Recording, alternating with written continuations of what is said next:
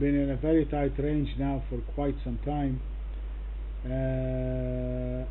Right there, closing at 128.45, that is a positive close, and you can see the strength that we had on the pound CAD and in the pound Aussie, because the CAD and the Aussie are weak. We also had, as I told you, a sell signal in the yen, so this means that there is a potential in the pound yen to go up. So therefore my bias in the pound yen is to the upside, and this closing above the 128.40 level is actually a pretty good sign for that the pound yen wants to go up. So based on the daily chart, our long structure point is still the 130.04, and my structure short is the 125.47. These remain the same. The only difference is we're going to pinpoint our buying point. So look at this chart, how beautiful it is. Look at this. This is your decline, and right here this is your little structure. So our buying point is going to be right above the 129.05, 129.03, and you can see it's also that structure point. So it's quite an important point. So we are going to buy it above the 129.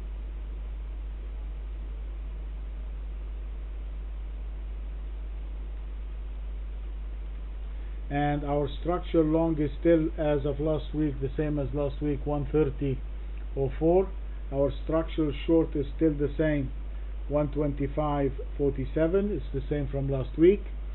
Our short point, this is what we have to identify, and based on the chart that we have, this here is our short point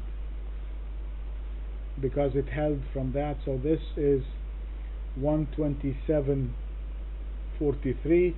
so we are going to short it. What is the 127.43? Actually it's 127.38. so our short point is going to be 127. Wow, it's the same short point from last week. Last week one short point is 127.40. now this makes it a good shorting point.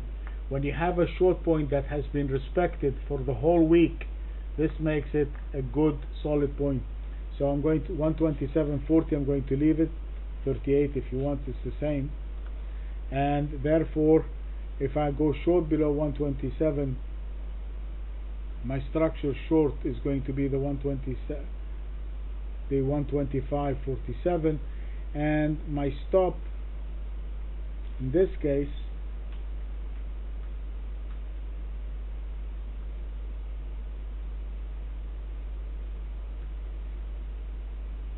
my long stop is going to be, I'll put it below the market side, 128.39, and I'm going to use the same stop for the,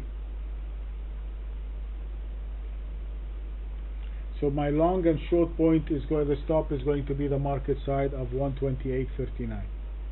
okay, so the pound, we're buying above 129.03.